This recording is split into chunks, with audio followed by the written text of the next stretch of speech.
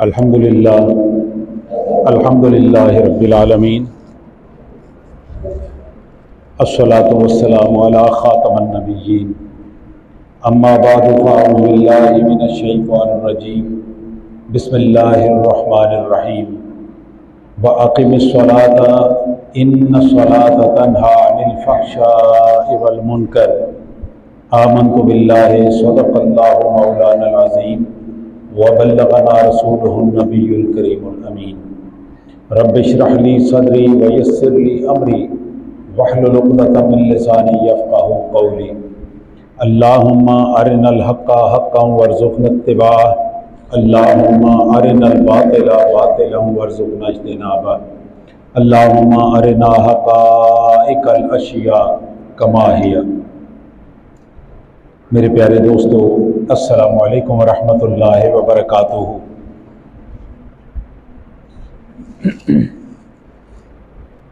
आज मैं एक ऐसे मौजू पर आपसे बात करना चाहता हूँ जो हमारे लिए हर रोज़ की ज़रूरत है और आम तौर पे हमारे स्टेज पे ऐसी बातें नहीं समझाई जाती, और वो है नमाज की शर्तों में से एक शर्त है बदन का पाक होना, जिस्म का पाक होना। तो उस पाकी के मसाइल ख़ास तौर पे औरतों के, ये मैंने काफ़ी अर्सा पहले एक दफ़ा बड़ी तफसील से बयान किए थे, तो आज फिर मैं बयान करने लगा हूँ ताकि हमारी बच्चियों को और हमें ख़ुद इनकी समझ हो। आपको अगर इन मसाइल की समझ होगी तो आप घर में बच्चियों को ये बात समझा सकते हैं, अपनी बीवियों को समझा सकते हैं। जिसको हम कहते हैं कि जिस्म का पाक होना, उसमें बदन की नापाकी, उसके लिए हम 5 लफ्ज़ इस्तेमाल करते हैं। नंबर 1 जुनाबत, नंबर 2 हैज़, नंबर 3 नफास, नंबर 4 इस्तिहाज़ा और नंबर 5 नजासत। ये 5 अल्फाज ऐसे हैं जो हम जिस्म की नापाकी के लिए इस्तेमाल करते हैं। मैं इन 5 की तफसील आपके सामने अर्ज़ करता हूँ। जुनाबत जिसको हम कहते हैं, जुनाबत को लफ्ज़ी मानी होता है दूरी।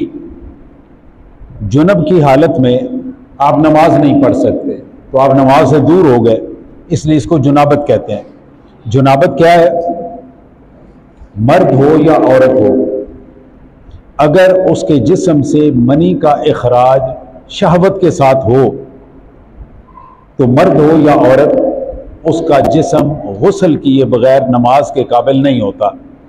जब तक वो मर्द या औरत गुस्ल नहीं करेंगे, उस वक़्त तक वो नमाज अदा नहीं कर सकते और वो मस्जिद में भी दाखिल नहीं हो सकते।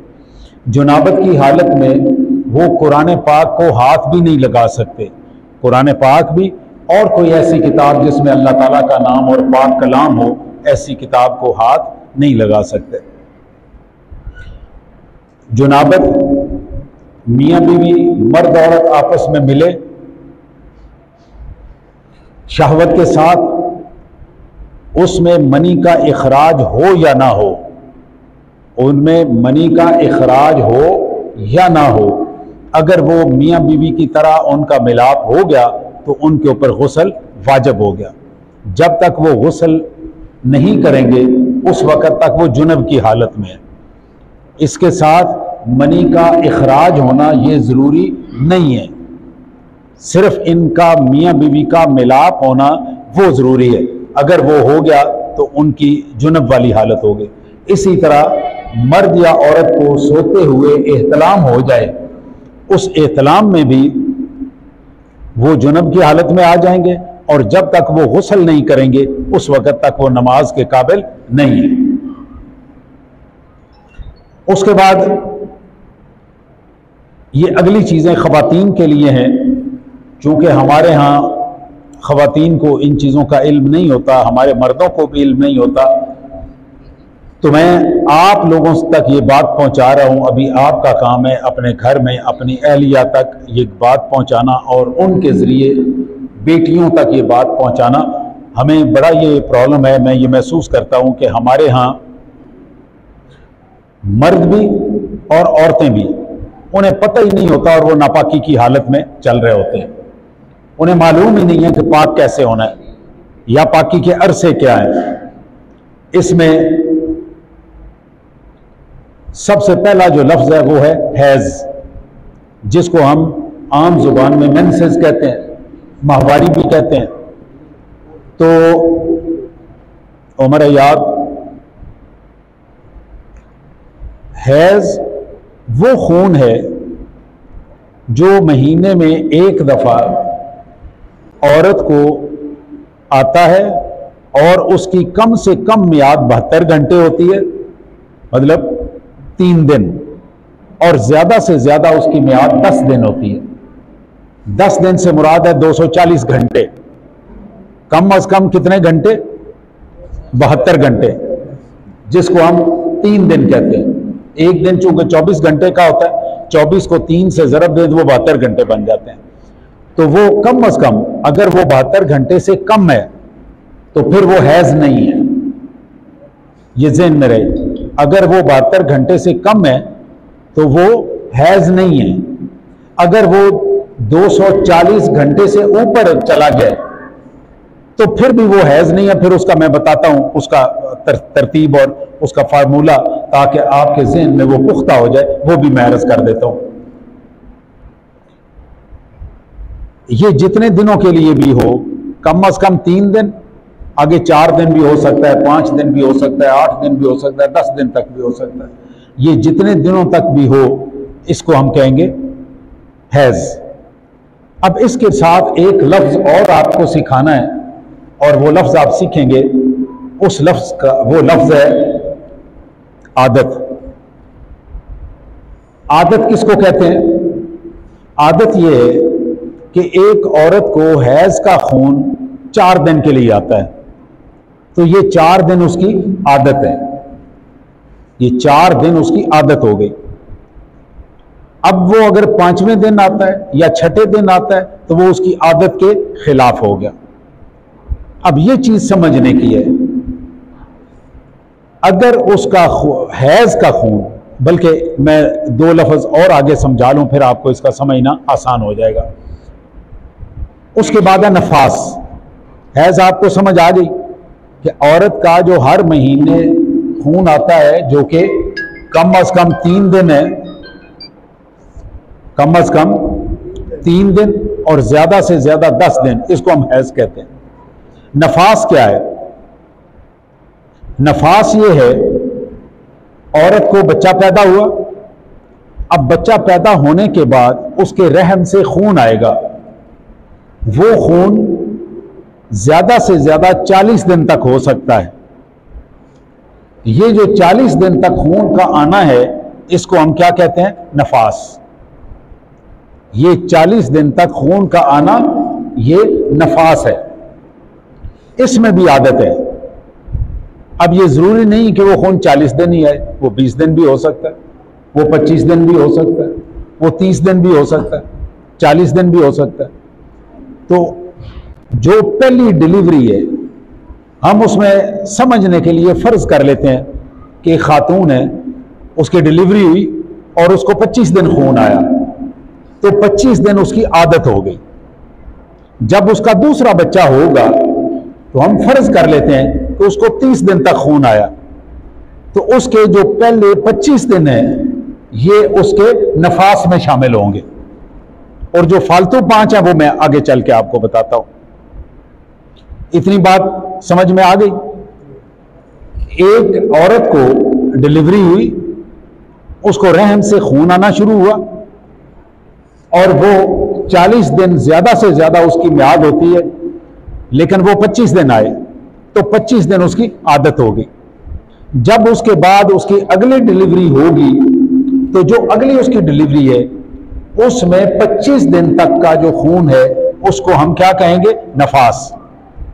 उसके फालतू जो दिन लगेंगे वो मैं आगे चल के बताता हूं। चौथा लफ्ज जो मैंने आपको समझाना है वो है इस्तेहाजा। जो इस्तेहाजा है ये बहुत ज्यादा समझने वाली बात है। वो इस्तेहाजा क्या है? हैज का और नफास का, इसकी जो आदत है, उस आदत से जो फालतू दिन होते हैं उनको हम इस्तिहाजा कहते हैं। ये दोबारा सुनिए, जितनी आदत है औरत की नफास की और हैज की, उससे जो फालतू दिन होंगे वो क्या होंगे? इस्तिहाजा। अब ये लफ्ज आपने समझने भी हैं, आपको ये समझ आएगी तो बाकी बातें समझ आएंगी।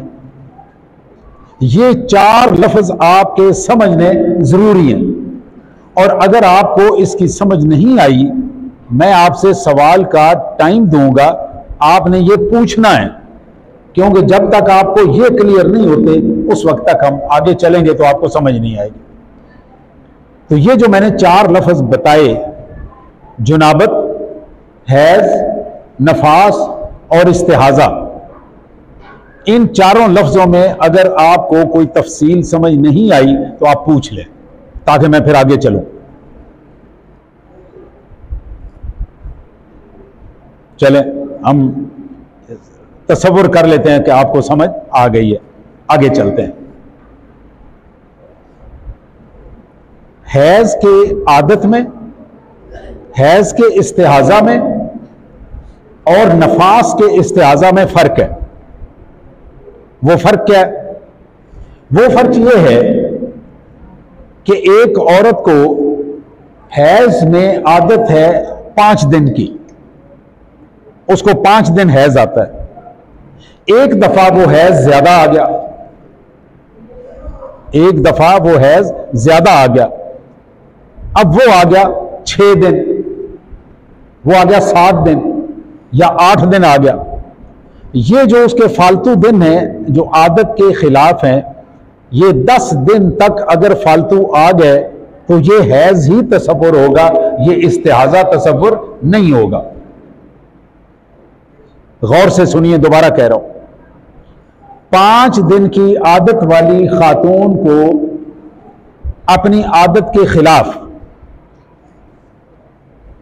5 दिन से ऊपर हैज आया, वो 6 दिन था, वो 7 दिन था, 8 दिन था, 9 दिन था या 10 दिन थे, 10 दिन तक अगर वो अपनी आदत के खिलाफ उसको रहम से खून आ रहा है तो ये क्या है? हैज ही तसव्वुर होगा। अब हम फर्ज कर लेते हैं मसला समझने के लिए कि उसको 11 दिन हैज आ गया। अगर 11 दिन आ गया तो अब उसके 5वें दिन से ऊपर सारे के सारे दिन इस्तिहाजे में होंगे, वो हैज में नहीं होंगे। ये थोड़ी सारी मुश्किल चीज है, लेकिन बहरहाल आपने समझनी है। 5 दिन की आदत वाली खातून अगर उसको 10 दिन तक इजाफी रहम से खून आ रहा है तो फिर वो हैज है। अगर 10 दिन से ऊपर चला गया, भले 1 घंटा ऊपर चला गया, मैं इसीलिए 240 घंटे कह रहा था, अगर वो 241 घंटे हो गए तो अब उसके जो फालतू दिन है वो सारे के सारे इस्तिहाजे में शामिल है। अभी नफास का इस्तिहाजा सुन लीजिए।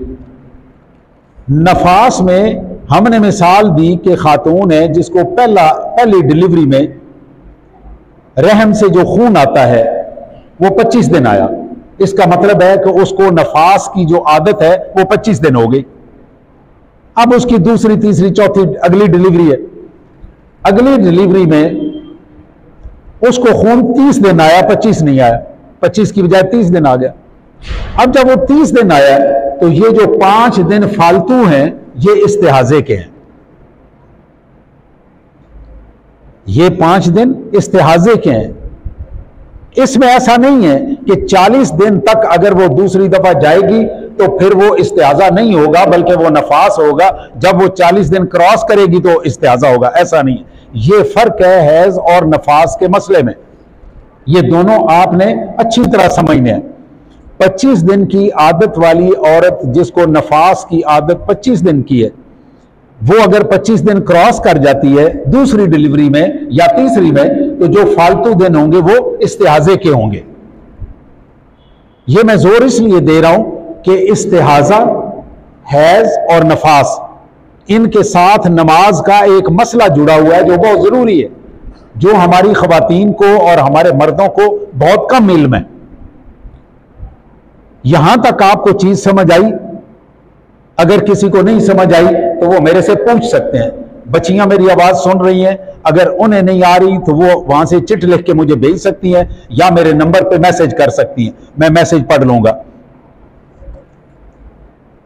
0345557057 ये मेरा नंबर है, आप इस पे मैसेज करेंगे तो मैं मैसेज पढ़ लूंगा। अभी मैं आपको हैज और इस्तिहाजा इन दोनों का नमाज का जो फर्क है वो बता देता हूं। हैज और नफास में औरत को नमाज माफ होती है इस अरसे की उसने नमाज नहीं पढ़नी और ये नमाज कज़ा भी नहीं करनी कि बाद में पढ़ लें, कज़ा भी नहीं करनी। इस्तिहाजे की नमाज ये औरत इस्तिहाजे के दौरान भी पढ़ सकती है और इस्तिहाजा खत्म होने के बाद अगर उसने इस्तिहाजे में नहीं पढ़ी तो इस्तिहाजा खत्म होने के बाद वो इसकी कज़ा करेगी। मेरी बात समझ आई? हैज की नमाज माफ, उसने हैज की नमाज नहीं पढ़नी, कज़ा भी नहीं करनी। नफास की नमाज नहीं पढ़नी और नफाज खत्म होने के बाद उसकी कज़ा भी नहीं करनी। इस्तिहाजे की नमाज इस्तिहाजे के दौरान औरत पढ़ सकती है और अगर नहीं पढ़ी तो बाद में इस्तिहाजे के अरसे की नमाज कज़ा करेगी। अब इन दोनों में थोड़ी सारी मैं तफसील अर्ज कर दूं। वो तफसील ये है, 5 दिन की आदत है औरत को हैज की, मेंसेस की, कि 5 दिन उसको हैज आता है। अब 5 दिन के बाद हो सकता है ये इस्तिहाजा हो अगर फालतू आ रहा है, और यह भी हो सकता है कि अगर वो 10 दिन क्रॉस कर गए तो फिर वो इस्तिहाजा ना हो। इसलिए मुनासिब ये है कि वो इंतजार कर ले 5 दिन का। अगर वो नमाज पढ़ना चाहती है, अगर वो नमाज पढ़ना चाहती है और उसका ख्याल ये है, हो सकता है ये इस्तिहाजा हो, तो फिर वो अपने हैज का गुस्ल करेगी, हैज का गुस्ल करेगी। और ये जो जुनाबत का और हैज का गुस्ल है ये सुन्नत गुस्ल से अलग होता है, वो भी मैं अर्ज कर देता हूं। तो इसलिए वो अगर नमाज पढ़ना चाहती है इस्तिहाजे में और उसको यकीन है कि ये इस्तिहाजा होगा, ये मेंसेस नहीं होंगे, और वो कैसे यकीन होना है कि अगर 10 दिन तक, 10 दिन से पहले पहले वो खून रुक गया तो फिर वो हैज का हिस्सा है, इसमें नमाज मुआफ है। इसलिए मुनासिब ये है कि वो इसका इंतजार करे। अगर वो 10 दिन से ऊपर निकल गया तो फिर इनकी कज़ा कर ले। नफास में ऐसा नहीं है, नफास के अरसे की नमाज उसको मुआफ है। नफास 25 दिन की उस औरत की आदत थी, उसको आगे 26वां दिन या 30 दिन या 40 दिन हो गए तो ये सारे इस्तिहाजा है। इसमें यह वाली बात नहीं है कि 40 दिन से ऊपर चले गए तो वो इस्तिहाजा नहीं है, वो नफाज, ऐसा नहीं है। अगर उसकी आदत 25 दिन की है, उसको 26वां दिन आ गया तो 26वां दिन उसका इस्तिहाजे का है। उसमें अगर वो नमाज पढ़ना चाहे तो नमाज पढ़ सकती है और उसे पढ़नी भी चाहिए। उसका तरीकाकार यह है कि वो अपने नफास का गुस्ल करे और गुस्ल करने के बाद जिस वक्त अगली नमाज का वक्त हो तो वजू ताजा करे और ताजा वजू करके नमाज पढ़ ले। ताजा वजू करके नमाज पढ़ ले, उसकी नमाज हो जाएगी। अगर वो कज़ा करके बाद में पढ़ना चाहती है, कभी छोड़ दी, तो फिर जिस दिन ब्लीडिंग खत्म हो उस दिन अपना गुस्ल करे और गुस्ल करने के बाद ये नमाजें जो उसके इस्तिहाजे की, नफास के इस्तिहाजे की कज़ा हो गई हैं, ये अपनी अदा करे, इनकी कज़ा दे। इतनी बात समझ आ गई है? नहीं समझ आई तो मैं साथ साथ कह रहा हूं कि आप पूछ सकते हैं, इसमें कोई शर्माने वाली बात नहीं है, आप पूछ सकते हैं।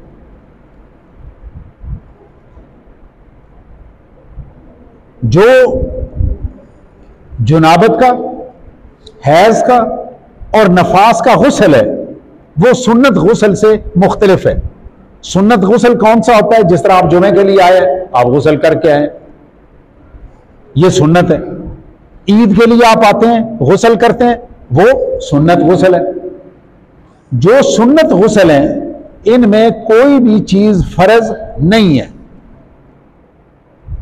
इनमें कोई चीज फर्ज नहीं है। आप गुस्ल करें, आपके जिस्म का कोई हिस्सा गीला नहीं भी हुआ फिर भी आपका गुस्ल हो गया, ठीक है। लेकिन जो जुनाबत का, हैज का और नफास का गुस्ल है उसमें 3 चीजें फर्ज हैं। अगर वो 3 चीजों में से कोई एक चीज आपने छोड़ दी या वो पूरी नहीं हुई तो फिर गुस्ल नहीं हुआ, फिर इंसान पाक नहीं हुआ, वो नमाज नहीं पढ़ सकता। वो 3 फर्ज कौन से हैं? नंबर 1, कुली करना। सुन्नत गुस्ल में कुल्ली फर्ज नहीं है। सुन्नत गुस्ल में कुल्ली करना फर्ज नहीं है। अगर आपने नहीं की तब भी गुस्ल हो गया। इसमें कुल्ली करना फर्ज है और कुल्ली भी इतनी गहरी करनी है कि अगर आपका रोजा नहीं है तो हलक के नीचे भी अगर पानी उतर जाए तो ठीक है, लेकिन अगर आपका रोजा है तो फिर यकीनन आपने एहतियात करनी है कि आपका पानी हलक से नीचे ना जाए। तो कुल्ली करना फर्ज है और कुल्ली इस तरह से करनी है कि आपके होंठों से लेकर हलक तक बाल बराबर भी जगह खुश्क नहीं रहनी चाहिए। इसलिए जब आप कुल्ली करें, मुंह में कुल्ली करें तो उंगली मारें दांतों के अंदर, ताकि दांतों में जो थोड़ी थोड़ी जगह होती है वहां पे भी पानी पहुंचे और आपके हलक तक पानी पहुंचे। अच्छे तरीके से कुल्ली करें। यह एहतियात सुन्नत गुस्ल में नहीं है, यह वाजिब गुस्ल में है। दूसरा फर्ज वाजिब गुस्ल में कौन सा है? नाक में पानी डालना। और नाक में जहां तक ये नरम जगह है, हड्डी शुरू नहीं होती, वहां तक पानी इस तरह से डालना कि बाल बराबर भी जगह खुश्क ना रह जाए। अगर बाल बराबर भी खुश्क जगह रह गई तो गुस्ल नहीं हुआ। अगर नाक के अंदर गंदगी लगी हुई है, पिपड़ी लगी हुई है, तो उसको उतारना जरूरी है ताकि पानी जिल्द तक पहुंचे। अगर आपने पिपड़ी के ऊपर पानी डाल दिया तो फिर भी गुस्ल नहीं हुआ। इसलिए चाहिए कि नाक में आप तेल लगाते रहें रूटीन में, हर रोज नहीं तो दूसरे तीसरे दिन को तेल लगा लें, ग्लिसरीन लगा लें, वैसलीन लगा लें, ताकि ये पिपड़ी नरम हो। जब आपका दिल चाहे आप इसको आसानी से उतार सकें। तो जब भी आपने जुनाबत का गुस्ल करना है तो नाक में पिपड़ी नहीं होनी चाहिए और आपकी जिल्द तक पानी पहुंचना चाहिए। अगर एक बाल बराबर जगह भी खुश्क रह गई तो गुस्ल नहीं हुआ। अब तीसरा फर्ज, सर से लेकर पांव तक इतना पानी बहाना और इस तरह पानी बहाना कि आपके सर से लेकर पांव तक एक बाल बराबर जगह भी खुश्क ना रह जाए। अगर एक बाल बराबर जगह भी खुश्क रह गई तो गुस्ल नहीं हुआ, आप नमाज के काबिल नहीं है। आप नमाज पढ़ रहे हैं तो आपको नमाज पढ़ने का सवाब नहीं मिल रहा, आपको नमाज पढ़ने का गुनाह मिल रहा है। आप मस्जिद में दाखिल नहीं हो सकते इस हालत में। अगर आप इस हालत में मस्जिद में दाखिल हो रहे हैं तो आपको मस्जिद में दाखिल होने का सवाब नहीं मिल रहा, मस्जिद में दाखिल होने का गुनाह मिल रहा है। इसलिए मैं इसको इतना जोर दे के ये बात कर रहा हूं। वापस आइए फिर, तीसरा फर्ज गुस्ल का यह है कि सर से लेकर पांव तक इतना पानी बहाएं और इस तरह पानी बहाएं कि आपके सर से पांव तक एक बाल बराबर जगह भी खाली खुश्क ना रहे।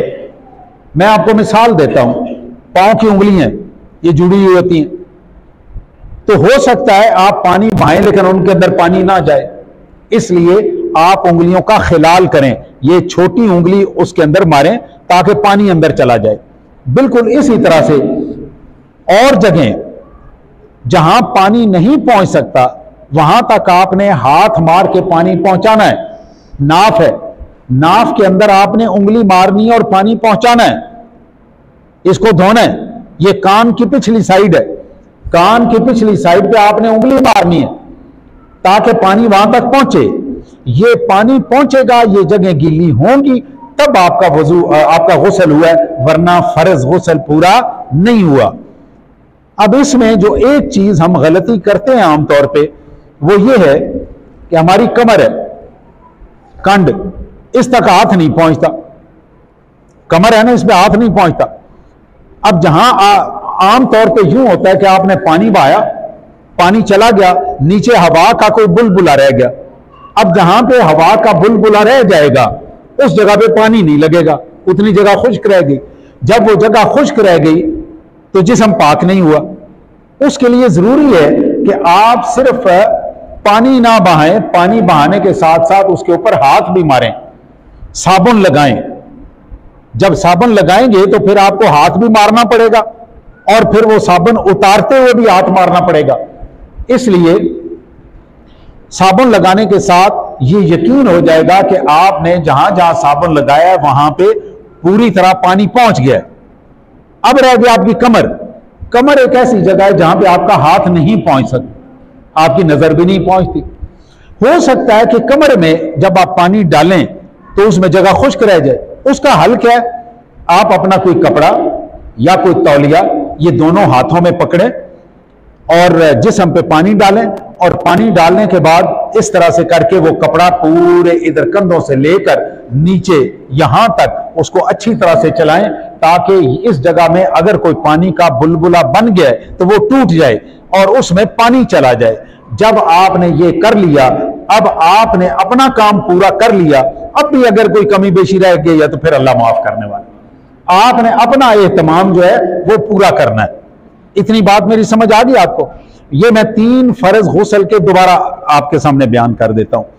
पहला फर्ज कुली करना, दूसरा फर्ज नाक में पानी डालना, और तीसरा सर से लेकर पांव तक पानी बहाना।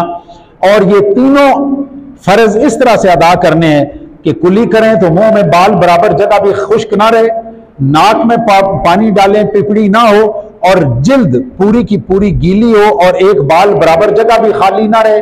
बिल्कुल इसी तरह से जिस्म पे पानी बहाएं, सर से लेकर पांव तक आपके जिस्म में एक बाल बराबर भी जगह खुश्क ना रहे। अब आपका गुस्ल मुकम्मल हो गया। मैं जो बाद में आने वाले दोस्त हैं उनके लिए एक दफा ये सारी की सारी चीज रिपीट कर देता हूं, गौर से सुनिए। किसी जगह पे आपको कोई मसला समझ ना आए, मैं आपको टाइम दूंगा, आप उसका सवाल कर लीजिए। अभी काफी टाइम है मेरे पास। नमाज की शर्तों में से एक शर्त है बदन का पाक होना, जिस्म का पाक होना। हम जिस वक्त जिस्म को नापाक कहते हैं तो उसका क्या मतलब है कि नापाक से पाक होना है? उसके लिए ये 5 लफ्ज मैं इस्तेमाल कर रहा हूं। ये 5 लफ्ज आप सुन लें और इनको समझना भी है। नंबर 1 जुनाबत, नंबर 2 हैज, नंबर 3 नफास, नंबर 4 इस्तिहाजा, और नंबर 5 नजासत। ये 5 चीजें अगर हों तो इंसान का जिस्म, वो मर्द हो या औरत हो, उसका जिस्म नापाक होता है। और उसको पाक होने के लिए, पाक करने के लिए किस चीज की जरूरत है? गुस्ल की जरूरत है। अब गुस्ल 2 किस्म के होते हैं। एक गुस्ल होता है सुन्नत गुस्ल और दूसरा होता है फर्ज गुस्ल। ये जो गुस्ल है इन 5 चीजों का, जुनाबत का, हैज का, नफास का, इस्तिहाजे वगैरह का और नजासत का, ये जो गुस्ल है, ये गुस्ल क्या है? वाजिब गुस्ल है। ये वाजिब गुस्ल है। जब तक आप इसके 3 फर्ज हैं। सुन्नत गुस्ल का कोई फर्ज नहीं है। जो सुन्नत गुस्ल, जिस तरह आप जुमे के लिए आए, आपने गुस्ल किया, आप ईद के लिए आते हैं, ईद के लिए आपका गुस्ल किया, ये सुन्नत गुस्ल है। गर्मी लग गई, पसीना आ गया, आपने किया, तो वो मुस्तहब गुस्ल है, आप करते जाए, आपको सवाब मिलता जाएगा। उसमें ये पाबंदियां नहीं है। जो वाजिब गुस्ल है इन 5 में उनमें इस्तिहाजे के ऊपर गुस्ल नहीं होता, बाकी 4 के ऊपर गुस्ल वाजिब है।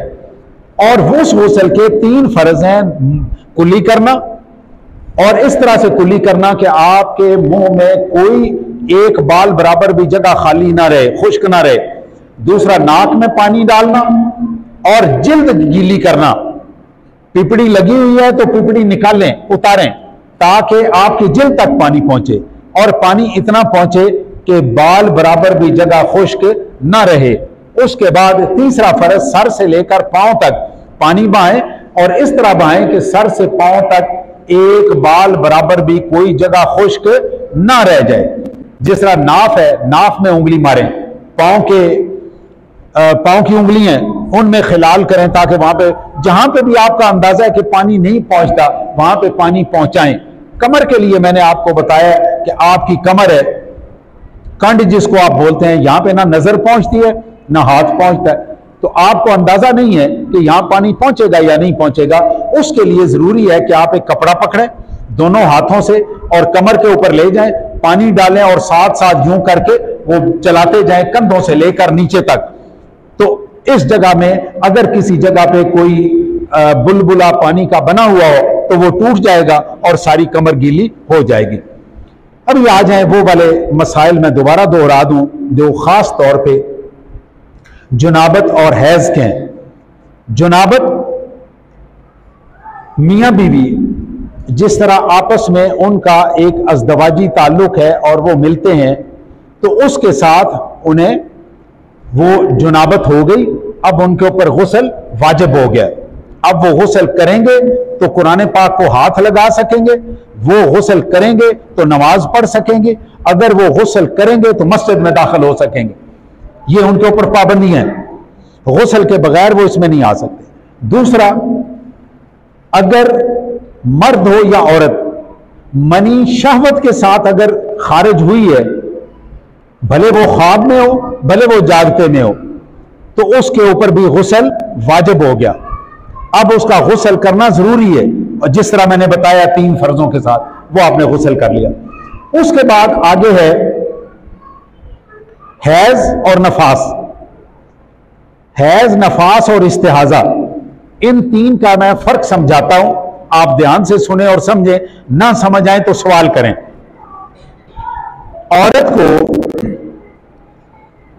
औरत को हर महीने में 3 दिन से लेकर 10 दिन तक रहम से खून आता है, उसको हैज कहा जाता है।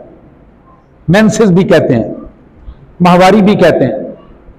ये जो खून आता है ये कम अज कम 72 घंटे और ज्यादा से ज्यादा 240 घंटे। 72 घंटे 3 दिन, 24 ज़रबे 3, 72 घंटे हो गए। अगर ये 72 घंटे से कम है तो फिर ये हैज नहीं है, और अगर ये 240 दिन से ऊपर चला गया फिर भी ये हैज नहीं है। इसके दौरान इसमें एक लफ्ज है जो सीखने वाला, उसको हम कहते हैं आदत। आदत क्या है कि एक औरत है जिसको ये हैज का, रहम का खून 5 दिन आता है, तो ये 5 दिन उसकी आदत है। अगर 5 के बाद 6ठे दिन आ गया, 7वें दिन आ गया, 8वें दिन तक भी आ गया, 10वें दिन तक अगर आएगा आदत के बावजूद, तो 10वें दिन तक अगर आएगा तो उसको हम हैज ही कहेंगे। लेकिन अगर 10वें दिन से ऊपर चला गया तो जो ऊपर के दिन है वो हैज नहीं है, उसको हम इस्तिहाजा कहते हैं। ये ज़हन में रखना। नफास क्या है? नफास ये है कि जब औरत को बच्चा पैदा होता है, डिलीवरी होती है, तो डिलीवरी के बाद रहम से खून आता रहता है, जिसकी ज्यादा से ज्यादा मियाद 40 दिन है। आमतौर पर ये कम होता है। हम सिर्फ मसला समझने के लिए ये मिसाल मैं देता हूं कि एक औरत है जिसकी पहली डिलीवरी हुई और उसको रहम का खून 25 दिन आया, तो ये जो 25 दिन खून आया इसको हम कहते हैं नफास। इसको नफास कहते हैं। अब ये आदत पहली डिलीवरी पे फाइनल हो जाएगी। अगर उसको पहली दफा 30 दिन आया तो उसकी आदत 30 दिन होगी, 30 दिन का नफास है। अगर उसको 40 दिन आया तो उसकी आदत 40 दिन की है और 40 दिन उसका नफास है। अब जो उसकी आदत है वो आदत है फर्ज करें 25 दिन की, और दूसरी डिलीवरी पे उसको 30 दिन तक खून आ गया, तो ये जो 5 दिन है फालतू, ये इस्तिहाजा है, ये नफास नहीं है। इनका समझना इसलिए जरूरी है कि जो इस्तिहाजे का अरसा है, इस इस्तिहाजे के अरसे में औरत पे नमाज फर्ज है।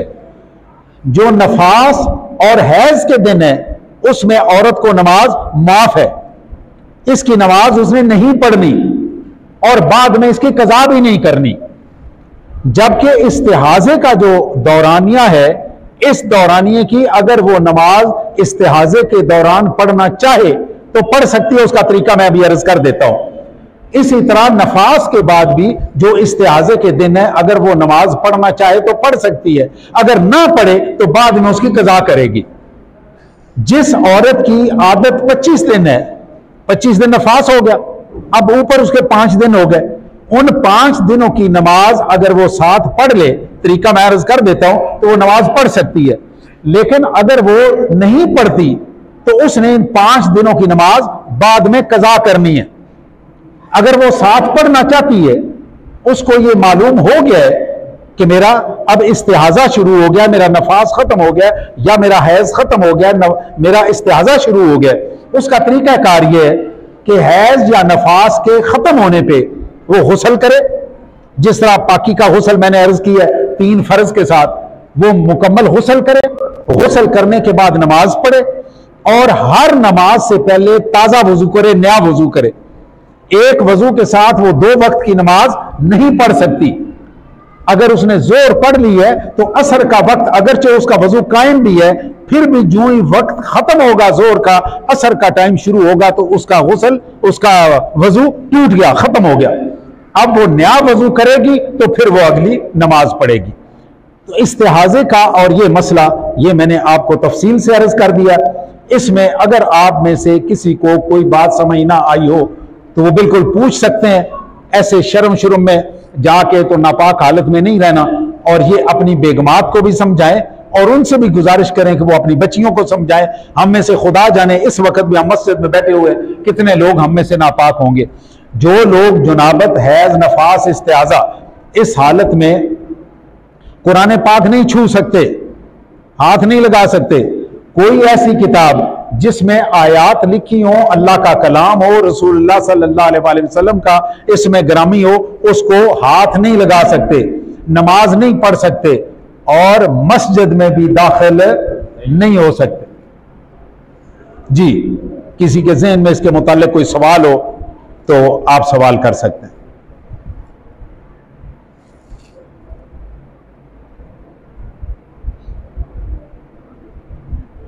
चलें, जितने सवाल मेरे जहन में आते थे मैंने सारे के सारे लिख लिए हुए हैं ताकि मैं ना भूलूं। ये एक और सवाल का जवाब भी आप सुन लें। ये सवाल ये है कि किसी बच्ची को हमल हुआ लेकिन एबॉर्शन हो गई, इसकात हो गया, जिसको हम अपनी जुबान में कहते हैं कि हमल गिर गया। अब उसमें क्या करना है? उसके बाद जो खून आएगा वो नफास होगा या हैज होगा? सवाल मेरा समझ आ गया? एक औरत है, उसको हमल हुआ लेकिन अभी कुछ अरसा हुआ है, कुछ अरसा गुजरने के बाद उसको वो हमल गिर गया, एबॉर्शन हो गई। ये बच्चों को चुप कराएं भाई, बच्चों को चुप कराएं। हाफिज साहब, ये खवातीन की तरफ बच्चे शोर कर रहे हैं ना, चुप कराएं भाई।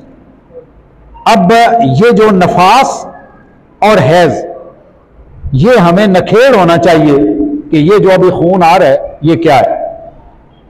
ये भी जरा गौर से सुनिए। वैसे तो सारा रिकॉर्ड हो रहा है और लाइव जा रहा है ना? हाँ, लाइव नहीं है। ये लाइव किया करो यार। अच्छा, तो आप अगर ये लेना चाहें तो ये कल तक लगा दोगे उस पर। आप ये सारे का सारा हमारा जो अपना चैनल है अल्ताफिया टीवी, ALTAFIA TV, ये आप करेंगे तो हमारा चैनल आ जाएगा, उसमें आप ले सकते हैं, हमारी बच्चियां भी ले सकते हैं। आप अगर घर वालों को बताना चाहें तो इस चैनल पे जाके ये वाला खुतबा कल इंशाअल्लाह इसमें आ जाएगा। बच्ची को एबॉर्शन हो गई है, अब एबॉर्शन होने के बाद जो खून आ रहा है, इसकी दो सूरतें हो सकती हैं, यह जरा ध्यान से सुनिएगा। अगर हमल को 120 दिन गुजर चुके हैं और इस्कात हुआ है या एबॉर्शन हुई है 120 दिन गुजरने के बाद, तो फिर यह नफास है। मैं दोबारा दोहराता हूं, अगर एबॉर्शन या इस्काते हमल होने के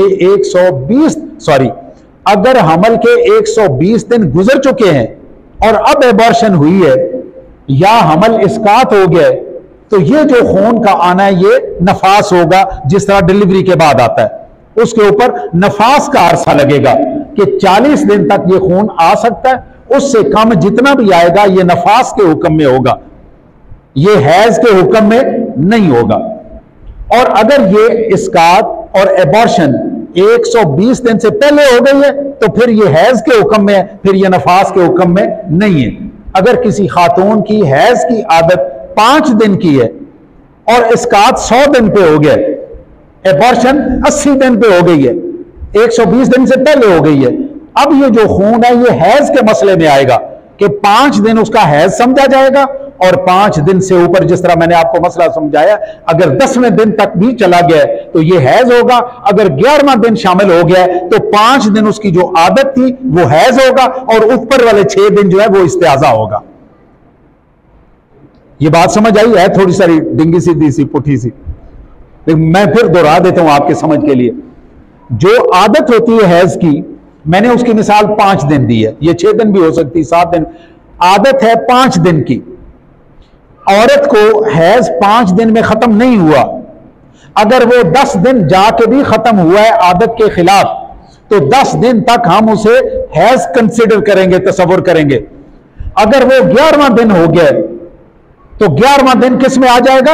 इस्तिआज़े में आ जाएगा। अब ये पिछले 6 दिन पूरे इस्तिआज़े में आ जाएंगे। मैं इस्तिआज़ा और इसको अलग अलग इसलिए बयान कर रहा हूं कि हैज और नफास के दिनों की नमाज औरत पे माफ है, इस्तिआज़े की नमाज माफ नहीं है। यह नमाज उसने पढ़नी है, अगर इस्तिआज़े के दौरान पढ़े उसका तरीका मैंने समझा दिया है, अगर वो इस्तिआज़े के बाद इसको पढ़ना चाहती है उसका तरीका मैंने फिर अर्ज कर दिया कि वो इन नमाजों की कज़ा देगी, कज़ा करेगी, बाद में पढ़ेगी, तब उसकी नमाजें पूरी होंगी। मैंने जितनी बातें बयान की हैं इनके मुताल्लिक आपके ज़हन में कोई सवाल हो तो आप बिल्कुल कर सकते हैं, इसमें कोई शर्माने वाली बात नहीं है। नापाक फिरने से बेहतर है कि हम मसला पूछ लें।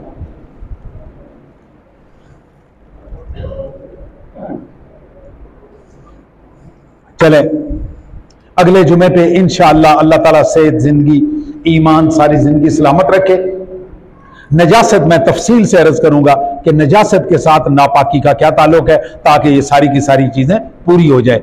अगर आपके जहन में फर्ज करें अभी कोई सवाल है, आप नहीं करना चाहते, आप मेरे नंबर पे सवाल अपना मैसेज भी कर सकते हैं और मुझे लिख के भी भेज सकते हैं। मैं उस सवाल को इंशाअल्लाह ताला यहां पे पूरी तफसील से अर्ज कर दूंगा। हमारे पास चंद एक मिनट हैं, इन चंद मिनटों में थोड़ा सारा जिक्र कर लें। काफी दिन हो गए हमने जिक्र नहीं किया, आज हम जिक्र करते हैं और जिक्र करने के बाद आप सुन्नतें अदा कर लीजिए। 20 अक्टूबर अगला जुमा जो है वो गुजार के उससे अगला जुमा इंशाअल्लाह ताला अज़ीज़ इज्तिमा होगा, हमारा सालाना, चौथा सालाना इज्तिमा।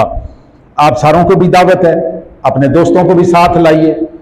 और मैंने यहाँ पे अल्हम्दुलिल्लाह जो बंदे मैं बुलाता हूँ वो ऐसे लोग होते हैं जो कि वाकई आलिम होते हैं। मैंने सुर शोर वाली कहानी बिल्कुल ख़त्म कर दी हुई है। मैंने इस दफ़ा नात भी थोड़ी कम कर दी है, क्योंकि मेरे अब इतने साल हो गए मुझे नातें सुनते हुए। कल भी मैं एक जगह पे था रहीम यार खान में, तो वहाँ पे बड़ी लंबी नात खानी, तो मैंने उनसे सवाल किया, जो सामने बहुत बड़ा इज्तिमा था, मैंने उनसे सवाल किया कि आपने 3 घंटे नातें सुनी है, 3 घंटे की नातों में से आपके दिल में कभी नमाज का ख्याल पैदा हुआ कि ये नात सुन के नमाज पढ़नी चाहिए? नात फर्ज नहीं है, नमाज फर्ज है। आपने कल क़यामत को नमाज का जवाब देना है, नात का जवाब नहीं देना।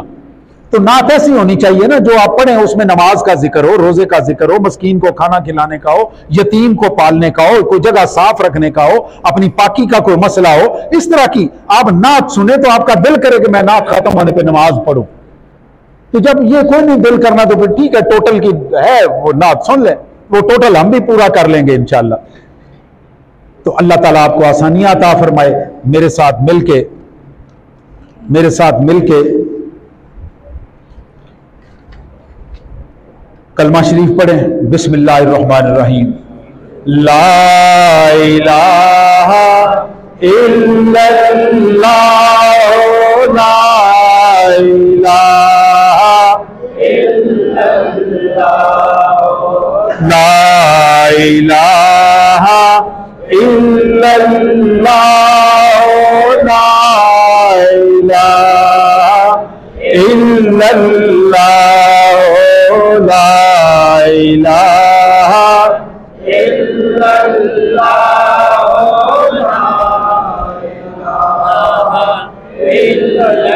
मुहम्मदुर रसूलुल्लाह सल्लल्लाहु अलैहि वसल्लम। जो पीछे बैठे हुए वो भी थोड़ा सा जोर लगाए। ये पिछली सीट वालों का ज्यादा फर्ज बनता है ना कि आवाज आगे तक पहुंचे। बिस्मिल्लाहिर्रहमानिर्रहीम। इल्लल्लाहु इल्लल्लाहु इल्लल्लाहु इल्लल्लाहु इल्लल्लाहु इल्लल्लाहु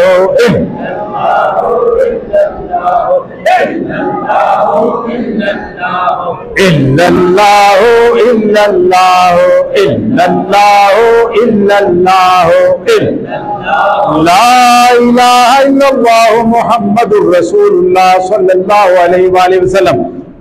मैं अपने तमाम के तमाम जो मिलने वाले मेरे दोस्त और आने वालों से ज़रा थोड़ा, और जो मेरे मिलने वाले हैं उनसे मेरी गुजारिश है कि जब आप यहाँ पे फिर रहे होते हैं, कम अज़ कम अल्ताफिया में, अपने घरों में भी करें, लेकिन जब आप यहाँ पे चल फिर रहे होते हैं तो आवाज़ के साथ, हल्की आवाज़ के साथ साथ अल्लाह अल्लाह अल्लाह ये बोलते रहा करें। आवाज़ के साथ यह है कि दूसरा सुनेगा उसको भी शौक पैदा होगा। तो मैं अपनी कोशिश करता हूँ कि मैं भी ये करूँ। आप लोगों से मेरी दरख्वास्त है, जो मेरे पास रहने वाले हैं, हाफिज साहब हैं, ये बच्चा है, ये सारे के सारे, जब आप चल पे इसमें शर्माए नहीं। हो सकता है 2-4 दिन आपको शर्म आए, इसकी शर्म उतारने की जरूरत है। साजिद इकबाल माछी मलिक रियाज अहमद खान का पोता, मोहम्मद नवाज मुस्लिम शेख उसकी नवासी, और मियाँ बिलाल अहमद की हमशीरा, इनके लिए हमने इस साल सवाब करना है। उसके बाद 2 ऐलान है वो मैं करता हूँ। बिस्मिल्लाह।